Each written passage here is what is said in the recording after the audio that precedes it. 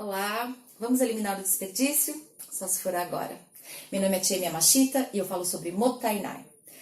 E hoje eu tô aqui numa investigação sobre desperdício nas empresas. Eu estou aqui com o William Shahad. Isso mesmo. Falei certo. Falou certo. Ele é um especialista em Lean Manufacturing. E hoje esse bate-papo... Sabe que é a pergunta que eu quero fazer? Pode fazer. Você que sabe muito sobre Lean, tem experiência de implantação, dos processos, é um apaixonado por Lean. Bastante. Que eu já sei. Qual a relação entre Lean e Mottainai? Ok. Eu estive lendo sobre Mottainai, uma relação muito forte que existe, que eu pude perceber entre Lean, é a melhor utilização dos nossos ativos. Né? Olhando para uma produção, quando você tem uma máquina que produz alguma coisa, você pouco cuida dessa máquina. Então você tem uma vida útil dela muito reduzida. Né? Um dos trabalhos que a gente faz na linha de produção, e não só em linha de produção, tá? Em processos transacionais também, mas vamos dar um enfoque aqui para a linha de produção. Dentre os outros tipos de desperdício que a gente comumente conhece, 7 ou 8 desperdícios, alguns falam 7, eu trabalho com 8, é a má utilização dos equipamentos. Então, quando você compra um equipamento, ou até mesmo um equipamento já usado, você pouco cuida dele no dia a dia e você não consegue toda a entrega dele. É como se fosse um ser humano, né? Onde você não consegue extrair todo o conhecimento do ser humano para ele transformar esse conhecimento e habilidade dele em resultado. A máquina é a mesma coisa, né? Eu também tive experiência com a área de manutenção, né? E manutenções preventivas, preditivas são esquecidas. Isso que eu queria saber, porque existe no papel, existe isso nas normas. Exatamente. E na prática.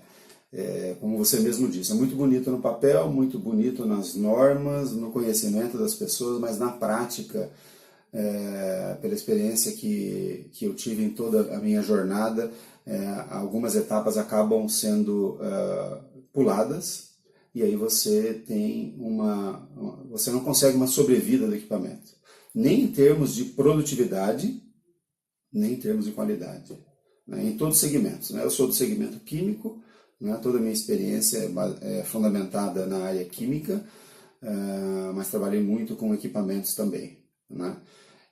De transformação. Então, quando você mais precisa dos equipamentos, o que acontece? Ele está quebrado. Ele quebra. E pior do que isso, você não está preparado para poder arrumar no tempo que você precisa. Como fica a vida do supervisor ou do gerente da fábrica? A nossa vida, né? Você fala, né? Agora vamos pensar como é que é a vida. Então, você acaba, vamos falar de tempo um pouco, você acaba, entre aspas, perdendo tempo para poder arrumar aquilo que já era urgente, ficou mais urgente ainda, ao invés de estar pensando em melhoria. Entendi. Esse é o grande desperdício. Então, né? aí o tempo dele fica ocupado em apagar os incêndios. Exatamente. E aí, nossa, é difícil ser gerente, né? É difícil ser gerente difícil. De fábrica, é difícil. Mas é muito difícil. Mas a gente é treinado para isso, né? No Brasil, né, eu acho que é um pouco diferente de outros países mais desenvolvidos, a gente realmente não está, não vou generalizar, mas a gente não está muito preparado para esse tipo de cultura preventiva e preditiva, né? Falando de equipamentos, né? Eu estou falando aqui sobre a utilização de equipamentos de uma maneira mais adequada, dos ativos fixos, né? E a gente tem que aprender muito ainda, time. Então, por mais que a gente leia livros, por mais que a gente faça treinamentos, no dia a dia as pessoas não estão preocupadas na manutenabilidade dos equipamentos. E isso complica bastante a vida do investidor, das empresas, que perde muito dinheiro com isso, né? Então, esse é um dos desperdícios, você ficar aguardando um equipamento, né, para poder entregar um produto acabado para você, em detrimento da quebra dele, por conta de não ter sido feita uma manutenção adequada. Mas isso é o grande desperdício, por exemplo, quando a gente fala dos 3 passos do Mottainai, reconhecer o valor, reconhecer a cadeia e sentir a gratidão. Então, pensando na máquina, reconhecer o valor da máquina. Se a máquina estiver quebrada, eu não produzo. Não produz, ela perde o sentido dela. Então, ela não tem o sentido, não vai ser útil. É verdade ou não? A máquina vai ser útil se ela estiver funcionando. Eu sempre digo assim, né? Eu comecei em laboratório, né? Passei muito tempo em laboratório. O equipamento do laboratório, que não é nada diferente de uma máquina numa linha de produção, você tem que tratar bem dele. Você tem que limpar, você tem que cuidar, né? Como se ele tivesse realmente... deixa eu dar uma navegada aqui, uma viajada, como se tivesse sentimento.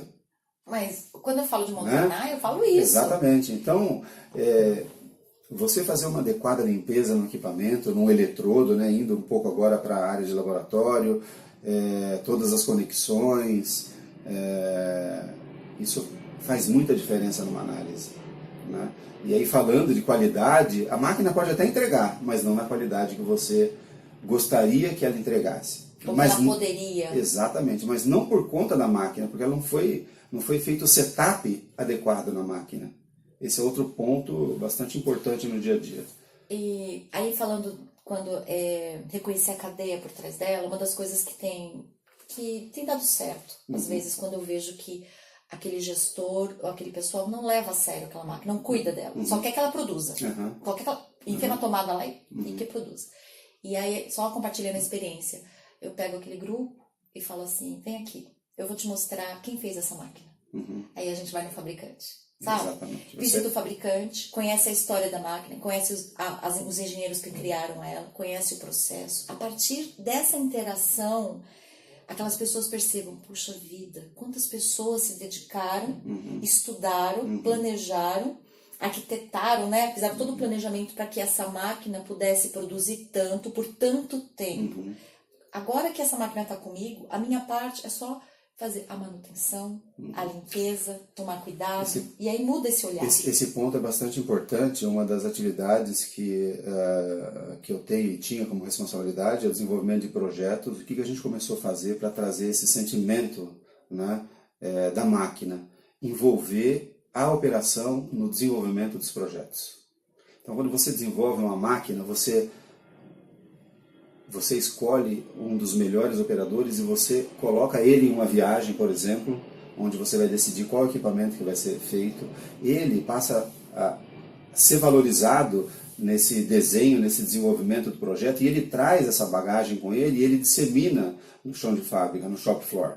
Então, quanto mais a gente conseguir, né, esse é um moto nosso, de quem trabalha na área fabril, envolva a operação nas decisões. É óbvio que existem decisões que não são diretamente eles que vão tomar, né? Uma decisão de negócio, se vai abrir uma empresa em algum lugar ou se vai fechar, não é disso que eu estou falando, mas na operação eles que vão operar a máquina. E quando você faz ele fazer parte dessa decisão da máquina e conhecer a máquina onde ela é fabricada, e você envia ele para ser treinado lá fora, ou aqui internamente, você cria valor, e é isso que a gente precisa. É isso, né? Ele se sente importante, ele se sente responsável. Exatamente. E também, eu sempre falo, a importância de oferecer treinamentos qualificados.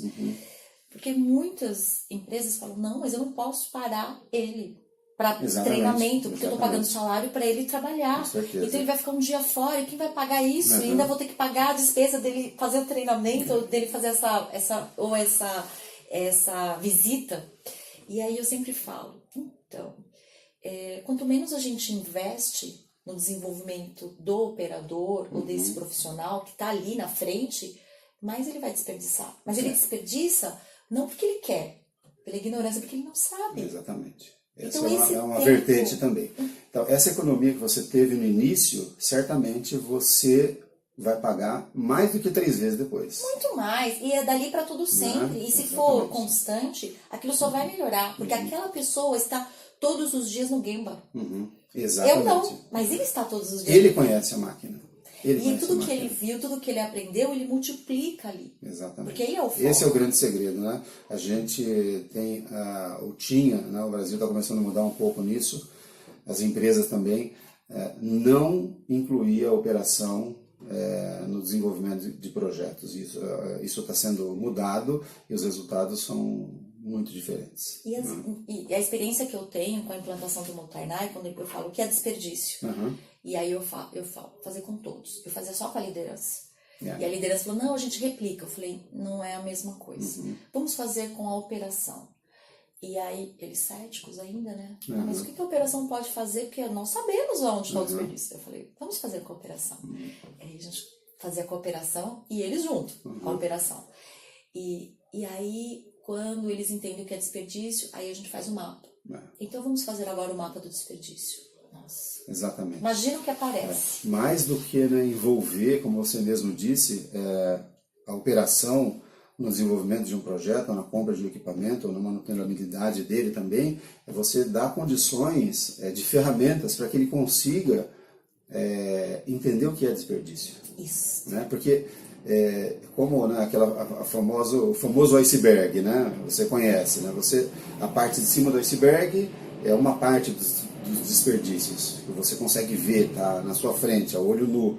Só que a maior parte dos desperdícios está embaixo d'água, né? Que é a maior parte do iceberg. E você precisa de treinamento para você poder identificar esses tipos de desperdício. Mais do que isso, ter um eficiente plano de ação, né? Onde eu trabalho também bastante com isso, para que você consiga perseguir, né, essas ações e realmente eliminá-las de forma sustentável. Né? Falou tudo, não é fazer uma vez e morrer exatamente. Ali. Tem que ser perpetuar. sustentável, exatamente. Agora, tem uma pergunta que eu quero fazer. Outra, a mulher que faz pergunta. Pode fazer. Por que você se apaixonou pelo Lean? A quem você tem se dedicado em estudar, em praticar, em se aperfeiçoar, em implantar. Me fala assim, de onde veio essa paixão? O que você vê no Lean que te pegou tanto? Olha, eu comecei na área da qualidade, né? Então a gente já começa a falar de normas, de ISO, IATF, ASTM, DIN, etc. Então isso acaba te conduzindo um pouco para esse lado. Mas quando eu fui para produção, para chão de fábrica, como você mesmo disse no início da nosso bate-papo, os gestores, os gerentes, os supervisores são muito cobrados.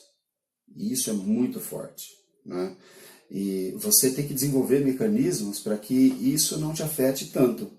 Então você utiliza, né, dos estudos, do conhecimento e com o tempo, a habilidade, para criar uma barreira e parar de ter esse tipo de problema. Como eu disse para você, você tem que ter tempo para desenvolver, não para ficar apagando incêndio. Então, a minha paixão pelo Lean Manufacturing, pelo Six Sigma, porque também sou Master Black Belt, você conseguir ajudar essa turma que está aí a ter menos carga, né, em cima deles no que diz respeito a cobranças para apagar incêndio. Então, para que ficar apagando incêndio toda hora se você pode, na maioria das vezes, identificar ações sustentáveis e resolver os problemas e te sobrar mais tempo para você poder fazer diferente, já que o brasileiro, por exemplo, tem ótimas ideias, né? Mas muitas desperdiçadas, você não acha? Muitas desperdiçadas, muitas. Muito, como é que a gente fala?